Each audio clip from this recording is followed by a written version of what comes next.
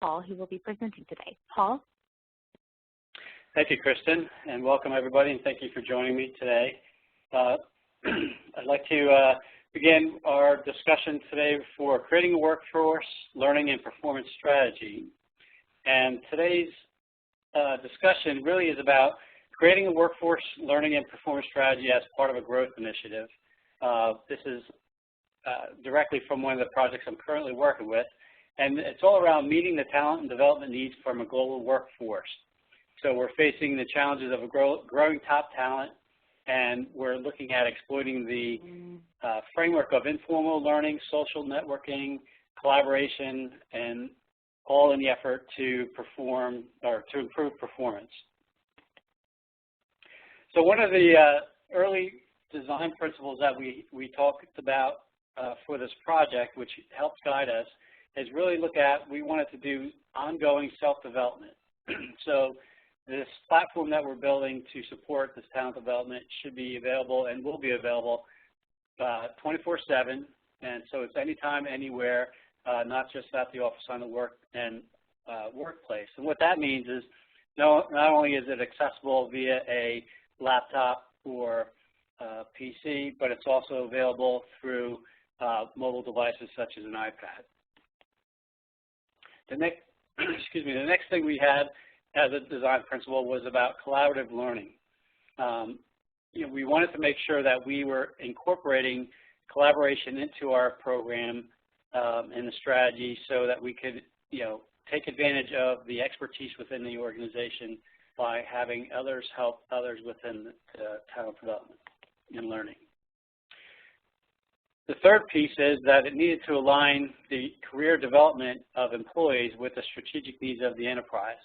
So not only is, this platform is really not just about learning per se, but it's really about the whole talent development of the organization, but also from an individual perspective. And the last component is this notion of a 70-20-10.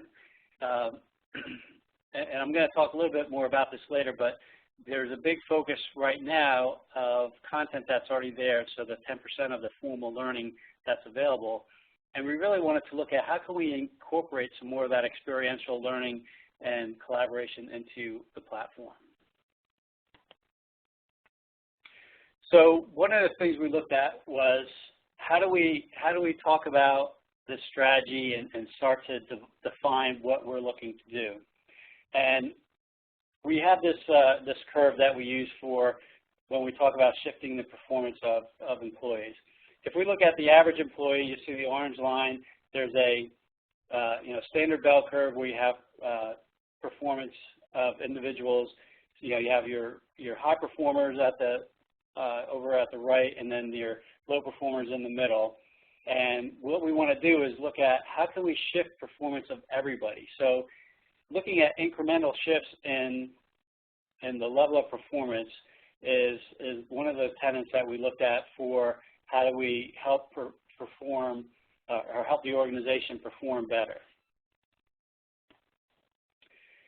The first thing we have to think about is when you're moving to a performance-driven approach, it's really changing how you think about learning and performance in general. And I'm not going to read the entire slide, but some of the ones that I think are really important is particularly one from the view of a role. So if you're in learning, the efficiency-driven approach is I'm responsible for making learning work. But when you think about it from a performance-driven perspective, you're really responsible for making workers successful. So we're going to talk a lot about outcomes and a lot about how performance is improved, and I think those are some key tenets right there. It's really about the behavior. You can look at some of these other examples, such as measures. It's no longer how many people have taken a course, how many people have been through a class, but it's really about how is behaviors changed to meet the strategy. So how do we get people up to speed faster, whether in a new position or in a new role. So first thing we look at is, we talk about performance, and when you think about what people are doing, people are equipped to perform tasks that produce outcomes that achieve goals. Now, a traditional instructional design approach would be to, start from the left and go to the right. Where you're looking at the influences, you do the task analysis, and then create your objectives for the course, and then you're complete it. What we like to do is start from the success. So when we define success, what does the success of a role look like? For example, a chef needs to, create a, bake a dish without any injuries, and it has to be tasteful, right? So the success is a satisfied customer at the end. So when you think about looking at it from that perspective, it changes really about how you go about designing your programs to support that. So from there, you determine your outputs of value, right? So we have a successful, satisfied customer. Then you analyze the tasks that go into putting those, developing that role, and then determining influences that support it. So what are the other key factors that support the chef, right? They have to have the right environment, they have to have proper tools, they have to have proper lighting, et cetera, recipes, all those kind of pieces that fall into it. So really the analysis starts with the success first, to use Covey, begin with the end in mind, and it's really about what's driving those final outcomes.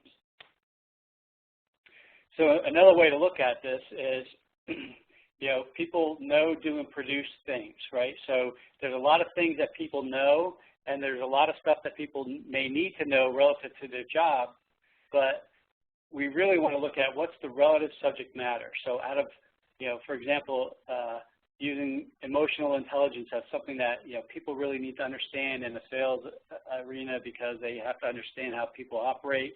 They don't need to know how the neurons fire and how, the synapse between the brain works. They just need to know that emotional intelligence is a key component and it affects people's behavior. Then we look at what do people do? What are the relevant actions that people need to do that, again, going to the right, ultimately produce those outputs of value? So starting with the outputs of value of success in mind, we then go back and teach only the knowledge and skills that people need to produce those results. The rest of the stuff, beyond the narrow band in the middle, it's all good, it's relevant, but it's not necessarily for value-added activities. So here's just an example for when we talk about outcomes, right? So outcome is something that you can measure when you're through. So if I look at the first example, there's a activity of a truck delivery or delivery. So there's an activity of planning delivery route, loading the truck, delivering the package. But the ultimate success is that the packages arrive at the destination on time. Same thing for a pilot.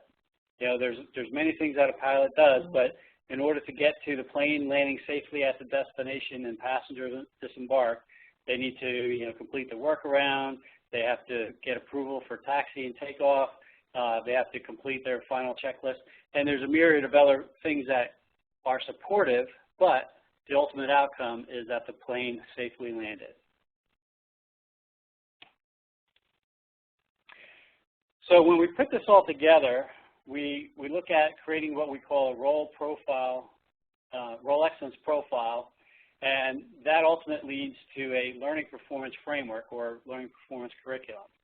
I'm going to go through these here and in some more detail, but basically when we look at roles for talent development of an organization, we're defining what are those critical roles. So when we say a critical role, we're not going to necessarily look at every single role in the organization, but we want to look at the roles that have the highest impact.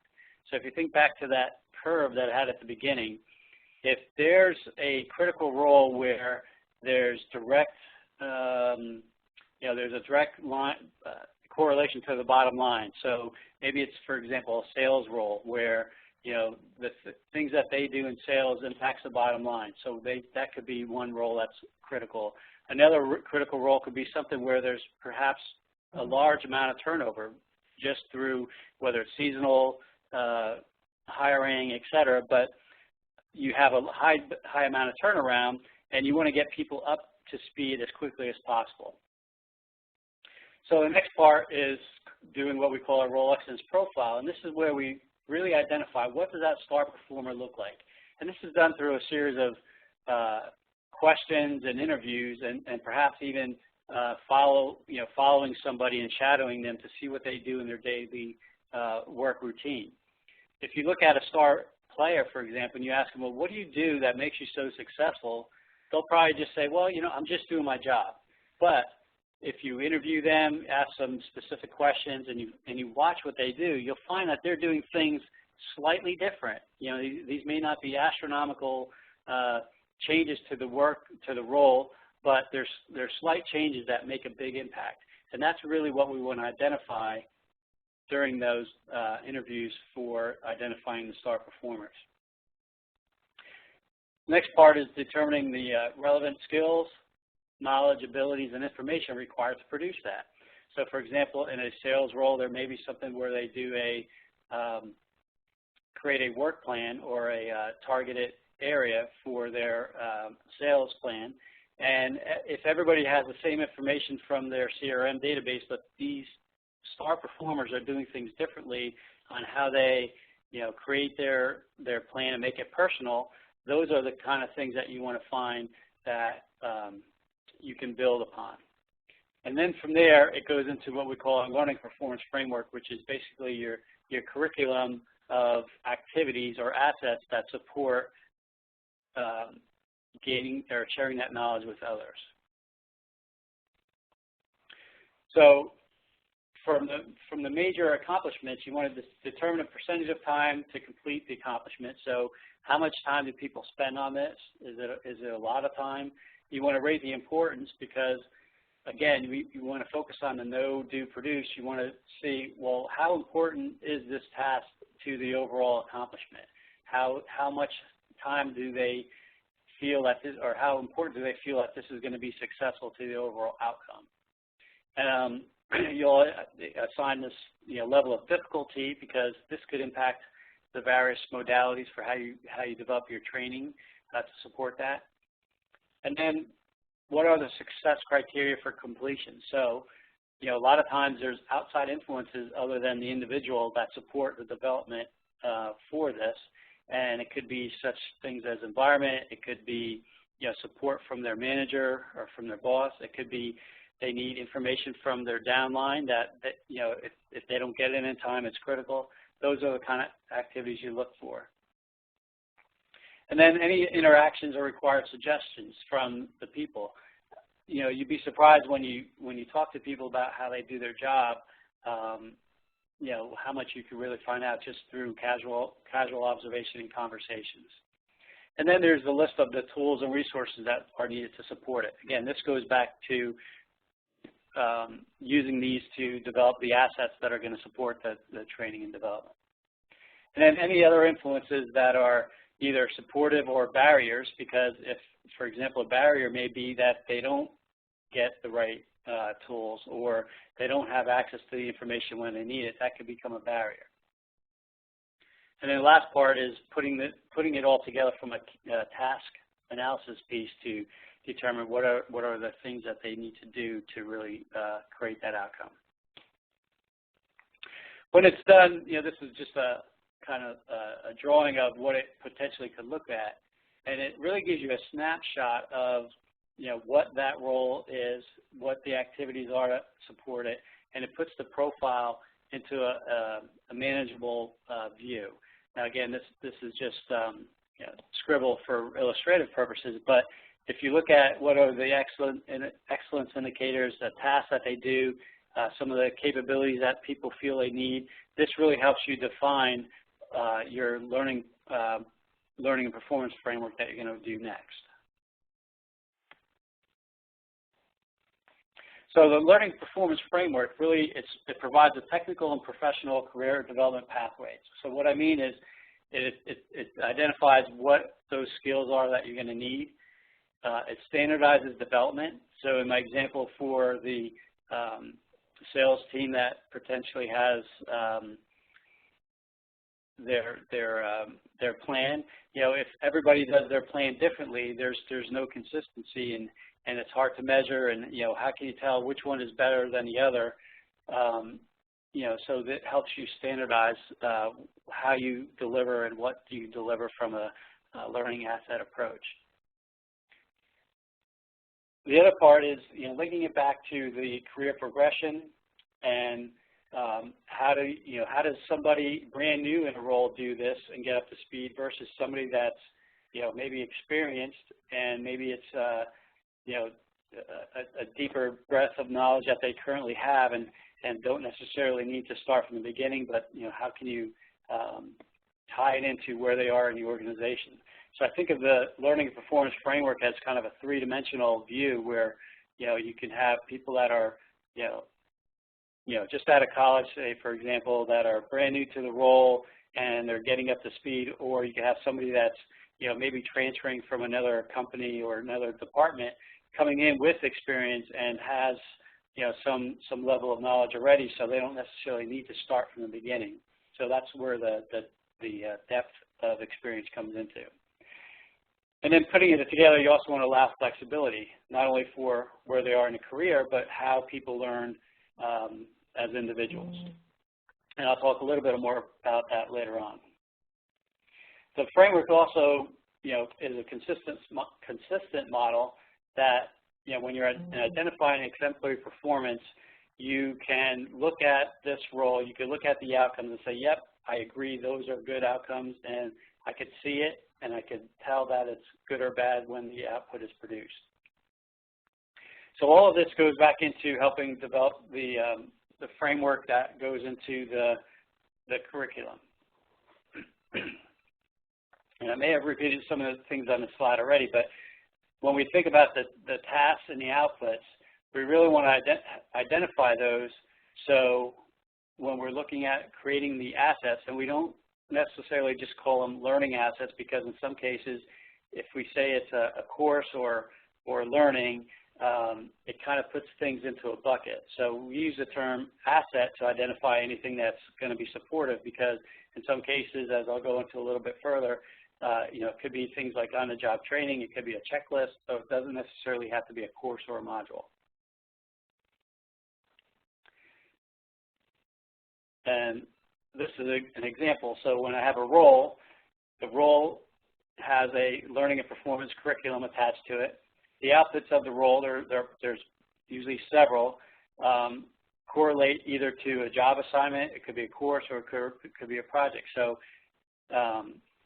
depending on what it is that you need to gain the capability or experiences or skills, you know, in some cases it could be that people just need to work in a particular role. Maybe there's a you know, collateral duty that they have in order to gain the experience of, you know, for example, if it's running a group, a collaboration group, you know, so maybe it's just getting that experience of being able to, you know, create the agenda and put together a group discussion as something that they need. That could be part of a job assignment. And then, of course, there are courseware and other things like projects that support it. So the outputs form the backbone of what we call a role-based learning and performance curriculum. This is an example of what it could potentially look like, and you know, this doesn't necessarily get to that three-dimensional view, but if you think about, you know, orientation, I'm looking at the top bar on the Learning Performance Framework, where there's orientation, then there's foundational learning, advanced, and expert. You know, this can kind of be your progression within your career development. Along the side, there could be things that are core courses, which, yeah, no matter where you are in your organization, you have to take some core things. Maybe there's some leadership components, maybe there's some required training, depending on where you are in the organization, and then differentiate between professional and functional. So the professional things are things like, you know, learning, you know, Microsoft Outlook, simple things like Excel, Word, things that you may take for granted, but depending on where people are coming from, they may need throughout their career or may need brush up, so that's in there.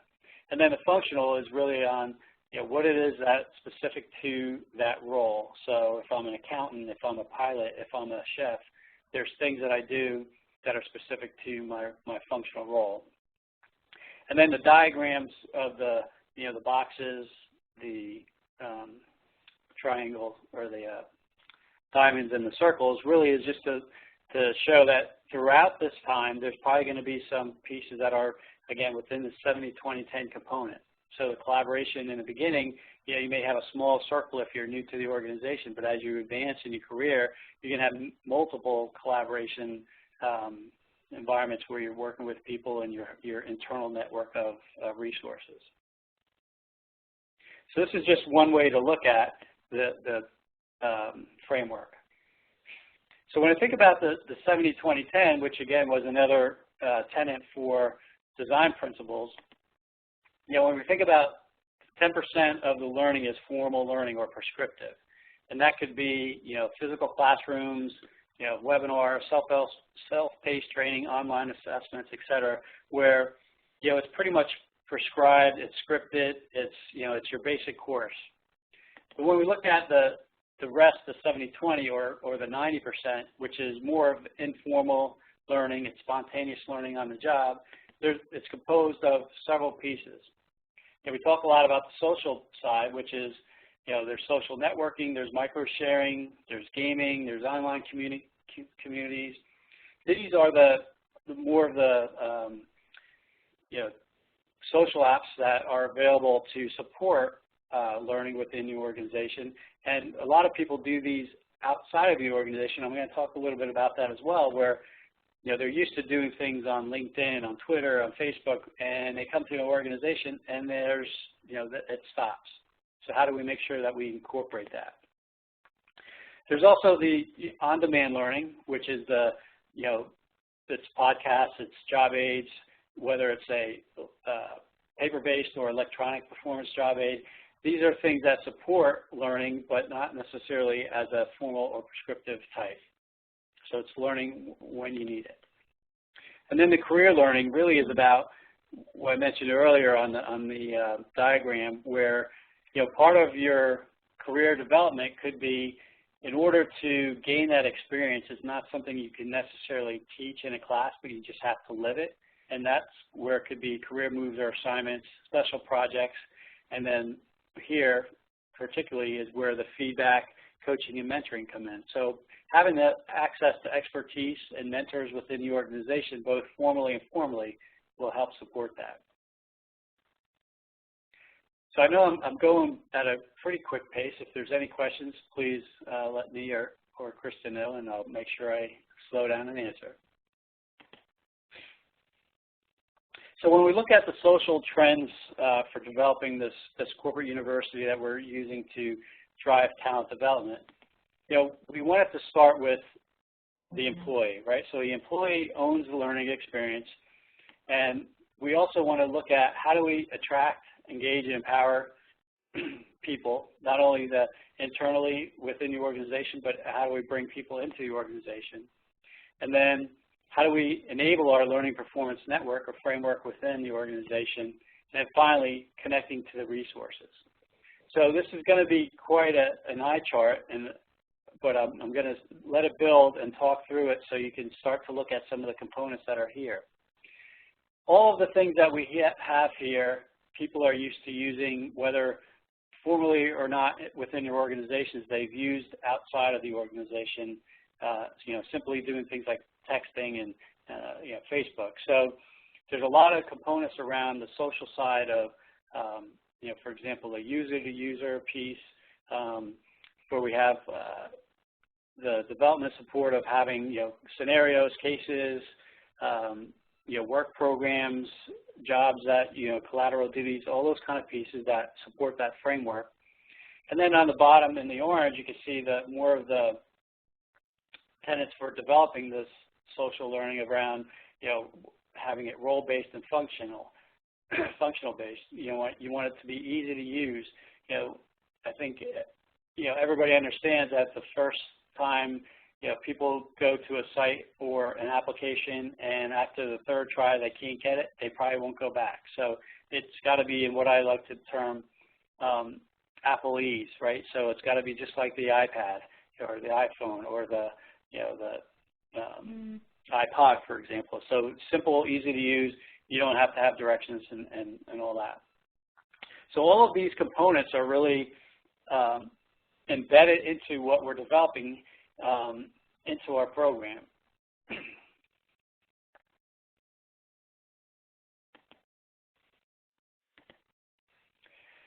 So why do organizations struggle with learning today? I think, when we think about traditional learning and development, the corporate training model has really followed a K through 12 approach, right? So there's been typical content where it's organized with predictable outcomes. We do strong instructional systems designs where we sometimes over-engineer what we need to do. In some cases, it could be a simple job aid that's needed, but we'll create an e-learning course or a WebEx or record a WebEx or some other e-learning course to develop just because we can when we don't necessarily need that. Learning content is, most of the time pushed versus pulled. So, as an instructional designer, I want my stuff out there. So, we're continually building these, whiz-bang courses and pushing them out there. But, when you think about, how many people have an LMS and what percentage of courses are really, really utilized other than the ones that are there for compliance. So we need to rethink that.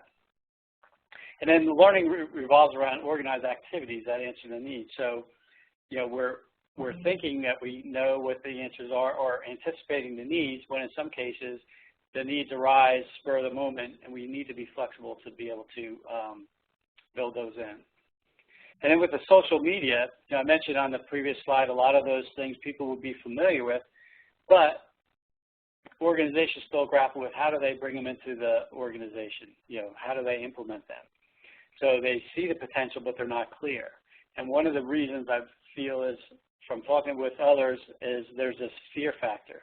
There's always a fear of, well, if I put a blog out there or I have a discussion board where people, the employees can share back and forth, they may say something bad about the company or they may not like what we're doing and talk about it in this open forum and, well, we don't want that.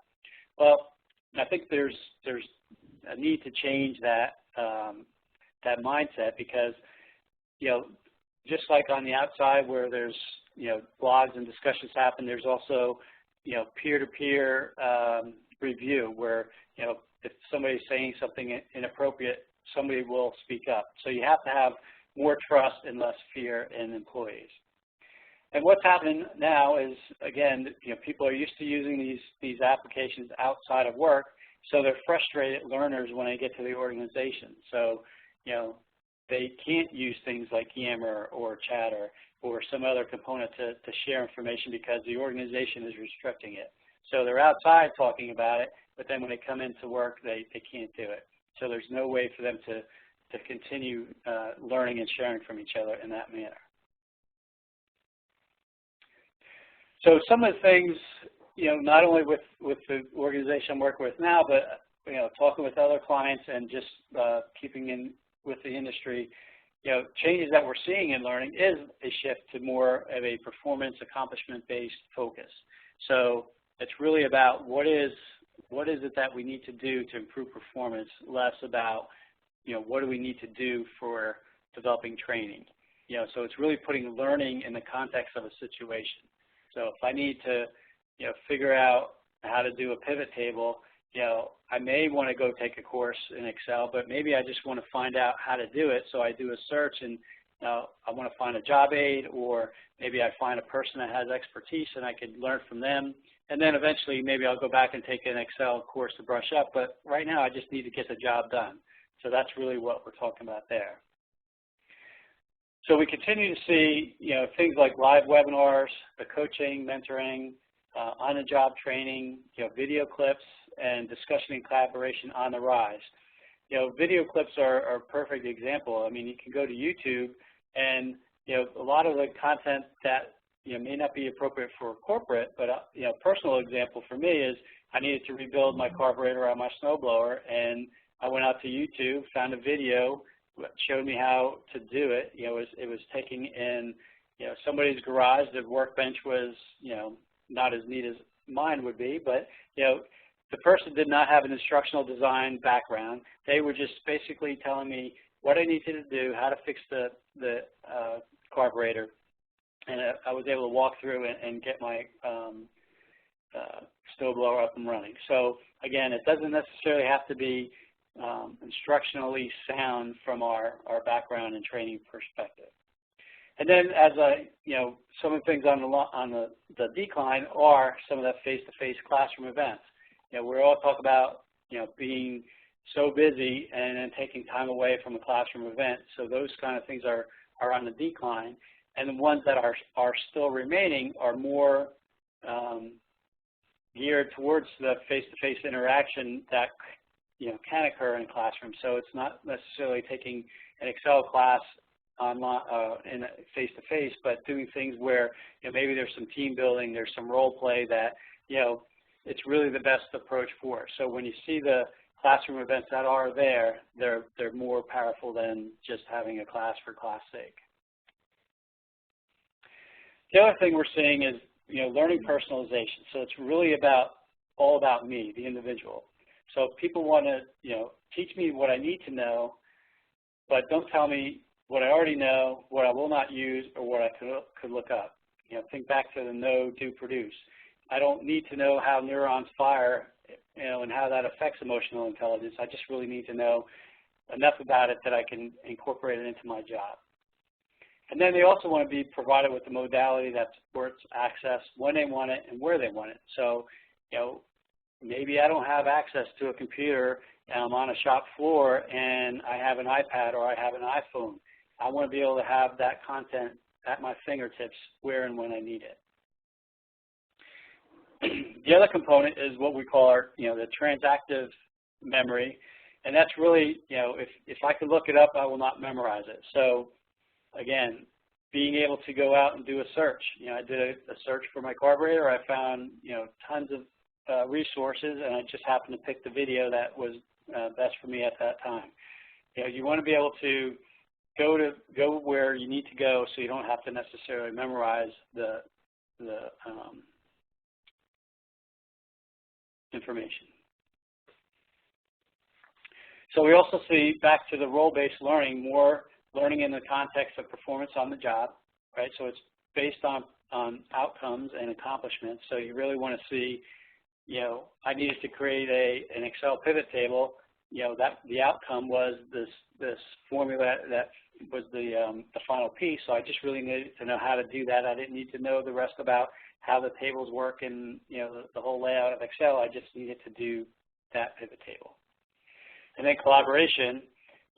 When we think about coaching and mentoring, the apprenticeship model of the past, I like to think about, Paul Revere was an apprentice of a silversmith for years before he was able to become a silversmith and create, his silverware and all the other pieces, right? So when we think about that model that used to take place, there's a lot of information and knowledge shared, not only just by doing the work on the job, but being able to have that mentor or coach with you, providing you immediate feedback.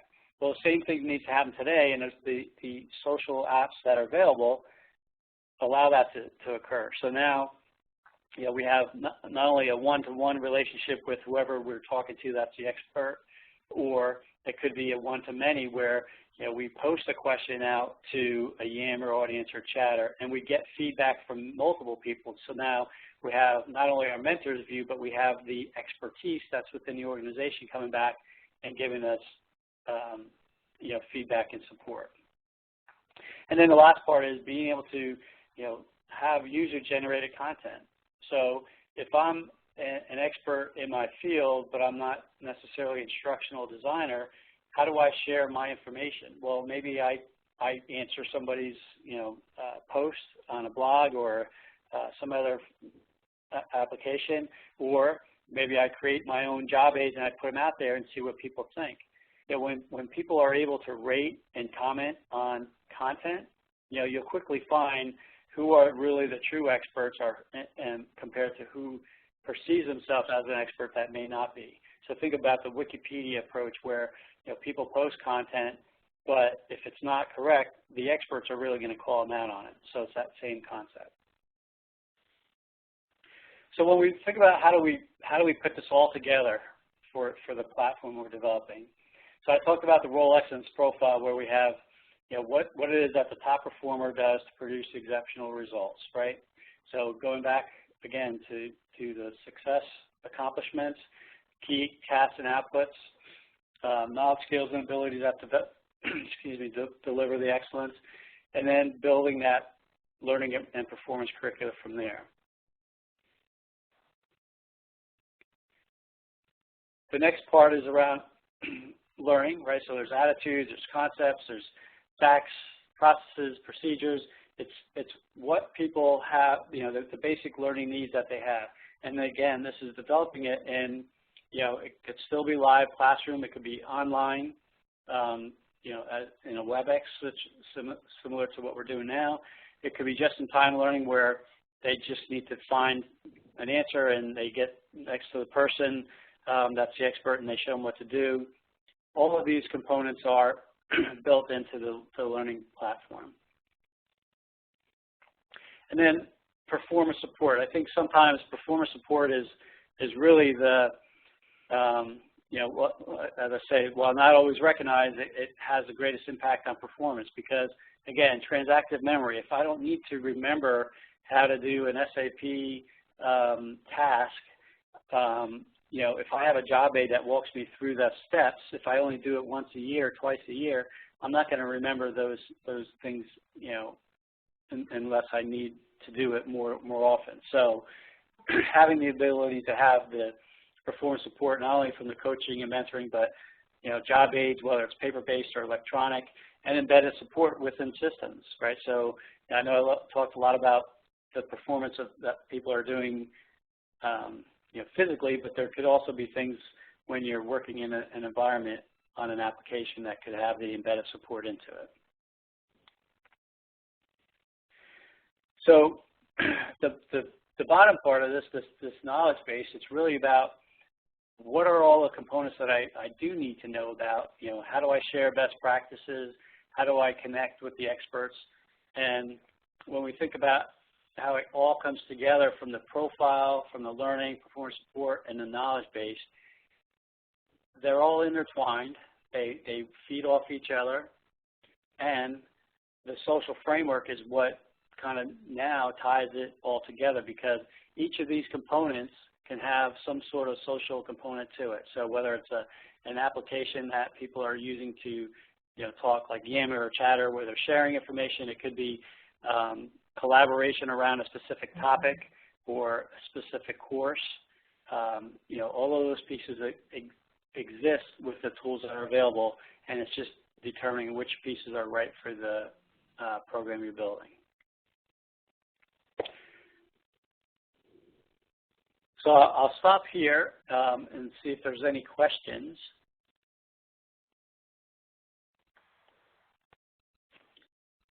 Thank you, Paul. If anyone has a question, please hit #6 at this time to unmute your line. And I would like to remind you that the slides in the recording will be sent to the email address you provided. And hold on just a second, Paul. Let me check to see if anything is coming through. Okay. It doesn't look like I have anything popping up at this time. Do you have anything else you want to add to wrap it up? Well, I think the big piece here is, I guess my one thing from a takeaway perspective would be, it's really about defining what success looks like and building the platform around there, and really taking advantage of the tools that are available today from, whether it's, some of the social pieces that I talked about, but just not being afraid to change. I think from an instructional design perspective, we kind of get locked into our mode of operation and, we don't tend to stray from there. And I think you really need to just consistently be flexible and looking for ways to exploit the technology and the tools that are available. Great. Thank you so much, Paul. I appreciate it. And thank you all for calling in today. That sounds like about it. Just a reminder that the slides and recording will be going out to you. And I appreciate